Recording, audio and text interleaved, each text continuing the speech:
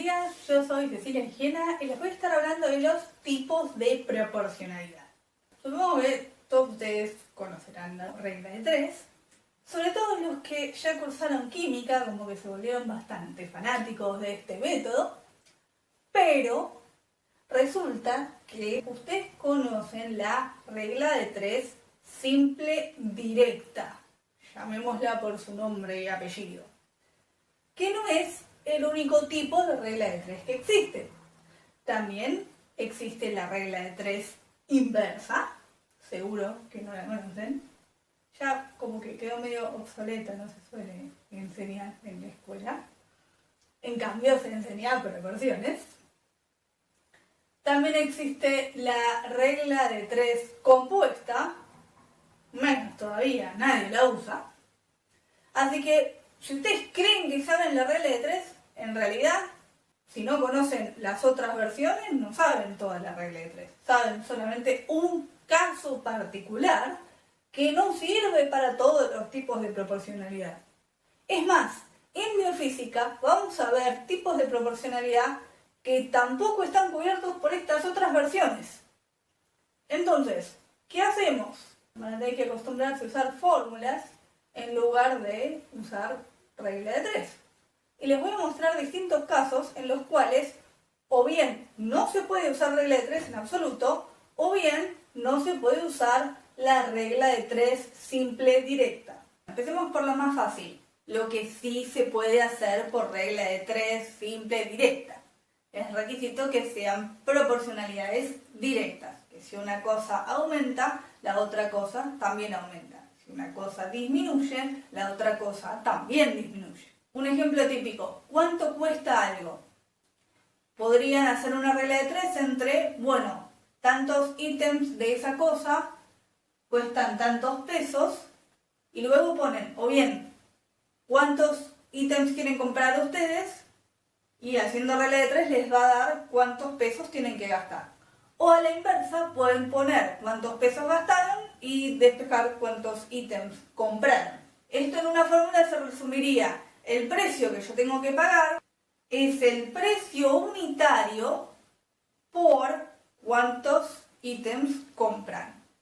Se define como precio unitario al cociente, o sea, división, entre cuánto cuesta una compra dividido cuánta cantidad compran.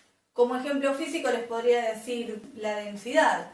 Si un fluido tiene densidad constante, eso implica que cuanto más pesado es, más volumen ocupa. Entonces podría poner una especie de desglose de lo que vale la densidad en un renglón y en el otro renglón poner, un determinado volumen que me va a permitir calcular una determinada masa, o una determinada masa que me va a permitir calcular un determinado volumen. ¿Cómo se explica eso en una fórmula? La masa es densidad por volumen. Entonces multiplico ese número que me quedó en esta parte de la regla de 3 por cuánto volumen es, y eso me diría cuánta masa es. Esto es porque hay una proporcionalidad directa entre la masa y el volumen. Entonces, en las proporcionalidades directas se encuentra que la fórmula tiene despejado de un lado lo que tiene una proporcionalidad directa con lo que está multiplicando del otro lado. Bueno, ¿cómo se hacen las proporcionalidades inversas? La regla de 3 es un poco distinta. Un ejemplo típico es, si yo quiero pintar mi casa contratando pintores, ¿cuánto tiempo voy a tardar en pintarla según cuántos pintores contrato? Suponiendo que todos los pintores trabajan al mismo tiempo. Con una fórmula tendrían que dividir lo que se tarda con un solo pintor por la cantidad de pintores. Y listo. En la regla de 3 inversa queda la flechita distinto. Hay que multiplicar lo que está alineado y dividir por lo que no está alineado. O sea, en la regla de 3 que ustedes conocen los cruzan, acá no. Y en la regla de 3 compuesta lo que hacen es tener en cuenta dos cosas. Cada una de esas cosas puede tener una proporcionalidad directa o inversa con la cosa que yo quiero averiguar. Entonces, si la cosa que yo quiero averiguar tiene proporcionalidad directa con ambas cosas, eso lo llamamos regla de 3 compuesta directa. Si en cambio tiene proporcionalidad inversa con ambas cosas, le llamamos regla de 3 compuesta inversa. Y si es uno y uno, con uno tiene directa y otro tiene inversa, es regla de 3 compuesta mixta. En biofísica la cosa se complica un poco más. Van a tener que saber no solamente la cosa 3, si es directa o inversa con la cosa 1 y con la cosa 2, sino también tienen que saber la cosa 1 y la cosa 2, qué proporcionalidad tienen. Olvídense de la regla de 3 porque es muchísimo más complicado por regla de 3 que con fórmula. Por algo se dejó de enseñar en los colegios. En una fórmula se tienen que fijar así. Ustedes tienen despejado de este lado lo que ustedes van a calcular. Si lo que está del otro lado de la ecuación aparece multiplicando, es una proporcionalidad directa. Si lo que está del otro lado de la ecuación aparece dividiendo, es una proporcionalidad inversa. Bueno, y eso no es todo. ¿Qué pasa si yo quiero comparar del mismo lado de la ecuación qué tipo de proporcionalidad tienen? Si yo quiero pensar en una multiplicación que dé el mismo resultado que otra multiplicación. Pongámosle que todas den 6. Distintas maneras como puedo obtener 6 como resultado de una multiplicación. Y van a notar que a medida que voy aumentando uno de los factores, tengo que ir disminuyendo el otro factor. 6 por 1 me da lo mismo que 2 por 3. Por ejemplo, el 1 me aumentó a 3, pero el 6 me disminuyó a 2. Si uno aumenta, otro disminuye, para que todos den el mismo resultado. Entonces, entre cosas que estén del mismo lado de la ecuación, si multiplican, son inversos. Uno aumenta cuando el otro disminuye. ¿Qué pasa si dividen? Para obtener el mismo resultado en una división, tendría que aumentar en igual proporción tanto al numerador como al denominador. Entonces, por ejemplo, si yo quiero obtener 2, puedo dividir 4 dividido 2, o también puedo dividir 6 dividido 3.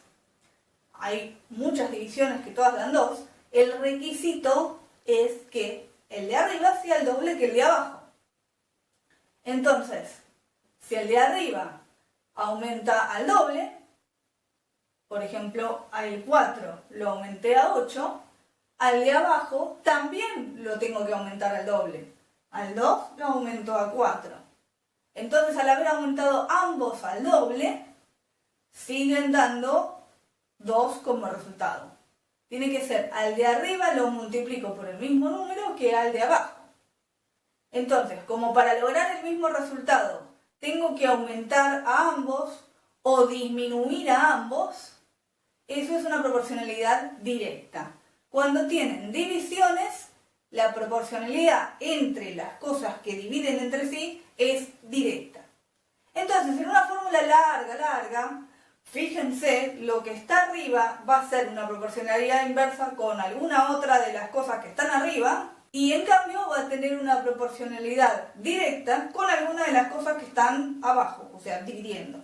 Si multiplican es inversa, si dividen es directa, siempre que estén del mismo lado de la ecuación. Es exactamente al revés si está del otro lado de la ecuación. Bueno, ahora me falta hablar de qué hacer cuando además de multiplicaciones y divisiones hay exponentes en la misma fórmula. Pero antes les voy a hablar de tipo de cambio, que es algo que todos más o menos tienen alguna noción de cómo funciona. ¿Qué es más barato, un peso o un dólar? Todos saben que el dólar está caro porque el peso está barato. Si ustedes dicen, por ejemplo, el dólar está a 150, estoy tirando la cifra aproximada del dólar blue hoy. Quiere decir que para comprar un dólar tengo que gastar 150 pesos. Entonces, ¿cómo sé cuántos pesos tengo que gastar para comprar otra cantidad de dólares?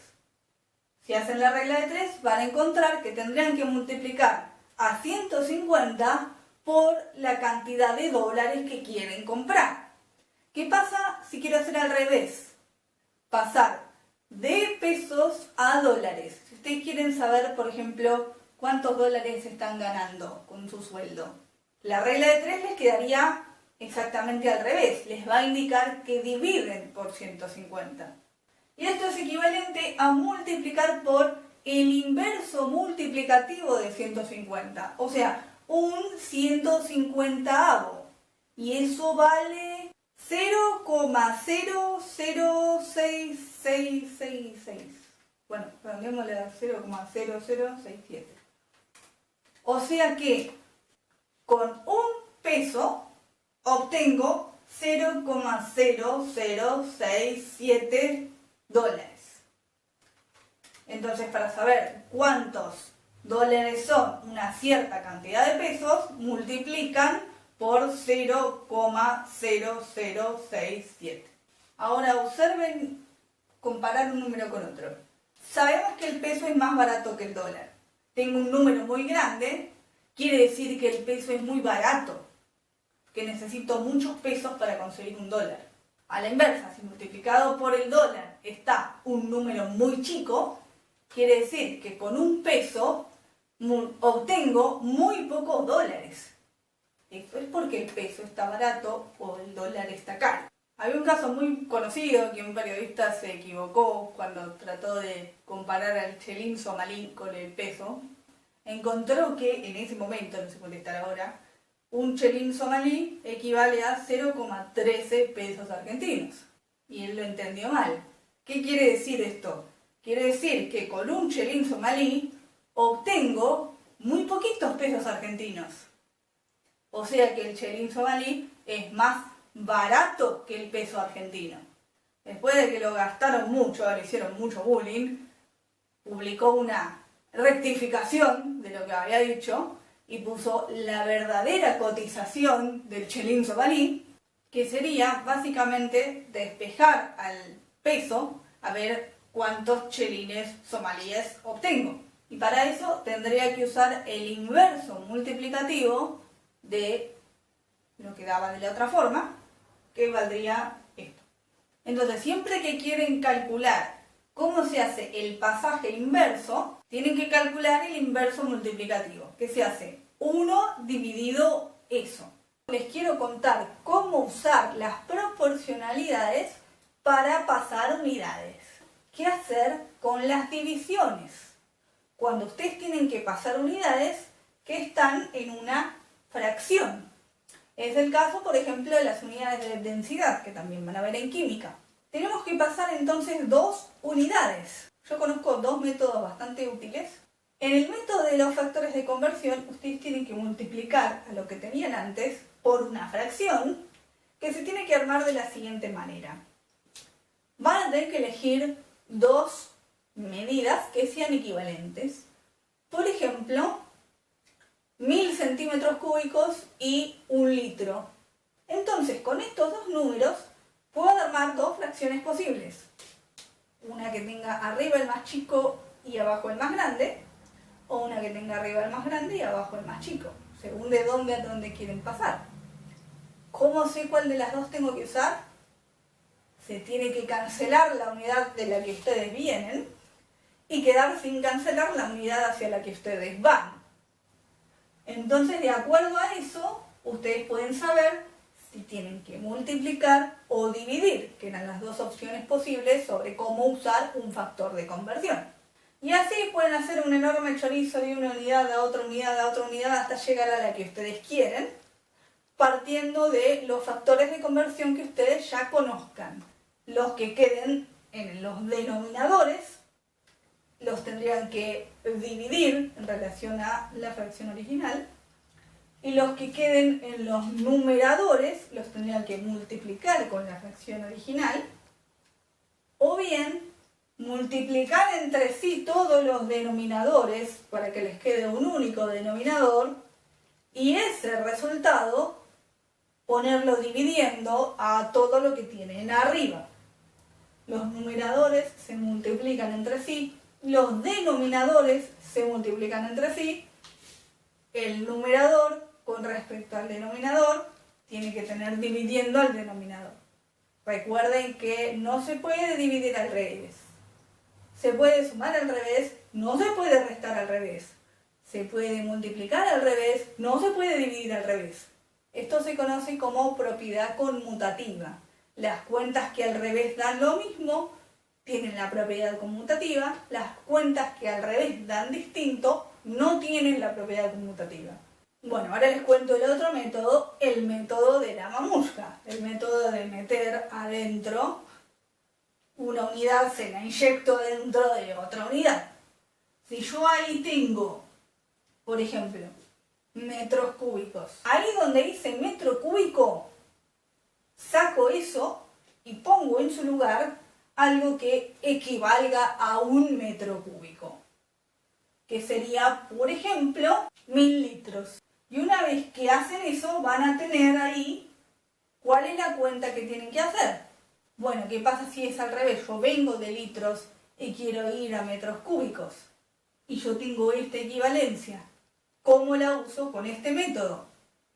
Bueno, ahí tienen que recurrir a lo que vimos antes de invertir una proporción para despejar su inversa. El 1000 pasa dividiendo y se convierte en 1 milésimo, que en decimales es 0,001. Lo que tienen que inyectar no es 1000, sino que es 0,001. Van a estar dividiendo por un número muy chico, le va a estar dando un número más grande. Cuando dividen por una división, se da vuelta la fracción y que les queda una multiplicación. Otro ejemplo es cuando existe un exponente. Caso más sencillo, al cuadrado. Cuando ustedes tienen una fórmula que tiene un cuadrado, hay que aplicárselo a todo lo que tenga adentro. Si adentro del cuadrado tengo una multiplicación, tengo que aplicarle el cuadrado a los dos factores que multiplican. Y esto hace que si lo que está dentro de la multiplicación es más grande, cuanto más grande es el resultado después de aplicarle el cuadrado. Entonces vamos a encontrar que si, por ejemplo, una cosa es el doble, el cuadrado de esa cosa no es el doble, no señor, va a ser el cuádruple. Entonces, al aplicarle ese cuadrado, ese 2 del cuadrado, a lo que está dentro y distribuirlo, obtenemos un 4. Un claro ejemplo de esto es la geometría. Es muy frecuente que en biofísica ustedes tengan que calcular áreas. ¿Cómo se hacen las áreas? Tienen 2 dimensiones. Por ejemplo, un rectángulo tiene un ancho y un alto. Un triángulo también, pero las formas de los triángulos pueden ser un poco más variadas, según cómo cambien los ángulos. El cuadrado se puede entender como un caso particular de rectángulo en el cual sí, todos los lados son iguales. También se puede aplicar a círculos, ¿no? La fórmula es un poquito más complicada, pero también tiene un cuadrado. Voy a tomar un triángulo y después voy a tomar otro triángulo que tenga los mismos ángulos, pero sea más grande. Esto es lo que se conocen como triángulos semejantes. Triángulos que guardan las mismas proporciones entre los lados, pero hay uno más grande y uno más chico. Me voy a concentrar en los parámetros ancho y alto, también conocemos como base y altura. Al ser semejantes, o sea, mismos ángulos, si es más ancho, en igual proporción es más alto. Entonces ahí tenemos las 2 dimensiones. Si es el doble de ancho, también va a ser el doble de alto. En ambas dimensiones tengo el doble. Entonces, cuando voy a hacer la fórmula del área del triángulo, este 2 estaría colocado en 2 lugares. Y al juntar esos 2 lugares me queda un 4. Igual que como vimos antes, que pasaba cuando distribuíamos un cuadrado. Si yo literalmente voy a hacer el área de un cuadrado, el área más fácil de hacer que hay, ¿cómo se hace el área de un cuadrado? Lado a la 2. Esto lo conocemos como lado al cuadrado, porque es un cuadrado literalmente. Entonces, si este lado, el de ancho, es el doble, como el alto es igual al ancho, el alto también es el doble. Y ahí tienen el doble de ancho con el doble de alto, les da el cuádruple de área. ¿Por qué cuádruple? Y si yo lo hago por el otro método, en vez de hacer base por altura, teniendo en cuenta que la base y la altura son iguales, hago lado del cuadrado, me queda 2 al cuadrado, que es 4. Y así, todo lo que tenga que ver con superficies, de alguna manera va a aparecer un 4 en donde había un 2. Siempre que guarde la misma proporción entre ancho y alto. En el caso de los círculos, lo que utilizamos para definir cómo es el círculo es o bien el radio o bien el diámetro. Como el diámetro es el doble del radio, el cuadrado del diámetro es el cuádruple del cuadrado del radio. Existen fórmulas de biofísica que tienen un cuarta como exponente. Es el caso de la fórmula de la transmisión de calor por radiación. Ahí hay una cuarta en algún lado.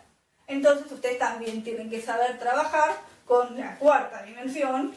No pretendo que piensen en algún tipo de películas, sino simplemente que distribuyan la cuarta así como antes distribuimos el cuadrado. Entonces, si algo que está a la cuarta es el doble, al aplicarle el exponente cuarta, se convierte en 16. Bueno, van a encontrar también fórmulas de biofísica que tienen combinaciones, al mismo tiempo hay una división y una potencia y no sé cuántas cosas más. ¿Y cómo hago para trabajar con todas las versiones de proporcionalidad al mismo tiempo? Bueno, muchos alumnos dicen, voy a igualar esta fórmula con esta fórmula. ¿Igualar? ¿Te parece? A veces sí, a veces no. Hay que leer bien el enunciado y saber bien la teoría acerca de la física para poder deducir si dos cosas son o no son iguales. Entonces, he visto casos que igualaban cosas que no eran iguales. Cuidado con eso. Hay una alternativa que se puede usar cuando quiero trabajar con dos fórmulas que no son iguales. Y eso es lo que yo llamo el método de reducción. En matemática puede que alguna vez hayan estudiado restar dos ecuaciones o sumar dos ecuaciones, una técnica que se usa mucho en álgebra. En este caso, en vez de sumarlas o restarlas, voy a dividirlas, porque estamos trabajando con proporciones, entonces necesito dividir o multiplicar cosas. La técnica es, voy a dividir una ecuación por otra ecuación. Y lo interesante de esto es que voy a encontrar coincidencias que aparecen en las dos versiones, en la fórmula que puse arriba y la que puse abajo, y puedo cancelar cosas. ¿Qué pasa si yo cancelo todo lo que está en un numerador con todo lo que está en otro numerador? ¿Qué me queda ahí? Me va a quedar 1, que es el neutro de la multiplicación y la división. Cuando no hay nada, hay 1. ¿Qué hago con eso? Tengo un 1 ahí, un 1 allá. Tienen que saber dividir por una fracción. Hay que invertirla a la que divide. Y me va a quedar un resultado así. Bueno, ahora que tengo una fracción igual a otra fracción, lo más comprimida posible después de haber cancelado todo lo que podía cancelar, esto no termina ahí, ahora tengo que ponerle a esto el dato que me daba el enunciado. En este caso dice 1 es el doble de otro. ¿Pero quién es el doble de quién? Esta zaraza es el doble de la otra zaraza. Del lado de zaraza va 2 por. Y luego de haber hecho eso puedo simplificar y me queda la proporción que según el orden en el cual divido va a ser 2 o va a ser 1/2. O sea, hay dos maneras de plantear el ejercicio con distintos resultados en el paso intermedio, pero tiene que dar el mismo resultado en el resultado final. Acá les puse la complicación de que también tengan un exponente. Puede pasar. En ese caso, el exponente se puede factorizar. O sea que puedo dividir primero y aplicar el exponente después. Esto no se puede hacer con todas las operaciones. Se puede hacer con las multiplicaciones y con las divisiones. No se puede hacer con sumas y restas. Una vez que lo tienen factorizado, lo pueden despejar. Las potencias pasan como raíz, entonces a esta fracción o a este entero, según como lo hayan planteado, les quedaría aplicada la raíz. Y ahí recién tienen esa proporción que estábamos buscando. Acá la voy a redondear un poco porque si no... Ahora hay que interpretar estos dos resultados entendiendo el concepto de inverso multiplicativo. Entonces, si yo tengo despejada la x inicial y del otro lado en una multiplicación a la x final, no estoy viendo cuánto aumenta x. Estoy como pensando retroactivo, de adelante para atrás. ¿Cuánto cambió el pasado en relación al futuro? Lo que tendrían que hacer para responder un aumento o una disminución, según corresponda, es tener despejada la final. ¿Cuánto es la final en comparación con la inicial? Si ustedes lo plantearon de esta manera y quieren saber de la otra manera, no hace falta que hagan todo de nuevo, simplemente lo despejan, ahí les queda el inverso multiplicativo y obtienen la otra versión, la que habrían obtenido si desde un principio dividían al revés. Si solamente les preguntan si aumenta o disminuye, no hace falta que hagan ninguna cuenta con ningún número inventado. Simplemente, analizando la fórmula, solamente tengo que saber si es directa o inversa. Si es directa, cuando uno aumenta el otro aumenta, y si es inversa, cuando uno aumenta el otro disminuye. En este caso, tengo el x dividiendo con una potencia, pero bueno, igual es inversa. Hay inversas que disminuyen mucho y hay inversas que disminuyen poco. En este caso va a ser una que cambia mucho, pero sigue siendo inversa. Entonces, esto que tengo despejado del lado izquierdo tiene una proporcionalidad inversa con la x que está abajo, en el denominador. Otra cosa que pasa seguido en biofísica es que las fórmulas involucren, además de una proporcionalidad, una combinación por una suma. O sea, que haya que calcular un total entre una parte que se puede hacer con proporcionalidad y otro término que sería una constante. Por ejemplo, si ustedes quieren calcular cuánto sería el costo de ir en auto a algún lado lejos, una parte la podrían hacer por regla de tres compuesta, porque hay que tener en cuenta dos datos. Uno, cuánto cuesta la nafta, y otro, cuánto les rinde la nafta al auto que tengan ustedes. Generalmente tiene menor rendimiento cuanto más viejo es el auto. Entonces, por regla de tres compuesta, quedaría así.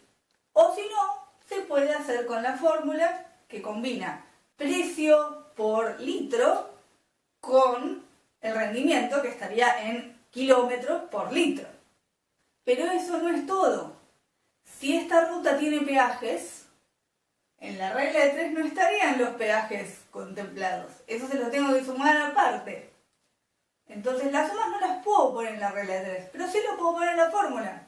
No habría una regla de 3 para este caso que calcule el resultado final, pero sí una fórmula que estaría compuesta por dos términos. El de la proporción y la constante, que es el costo del peaje. Y si son varios peajes, bueno, hay que sumar todos los peajes que les toquen en ese recorrido. En biofísica se van a encontrar muchas fórmulas que siguen más o menos este patrón. Primero una multiplicación y después una suma o a veces una resta, depende, puede ser número positivo o negativo.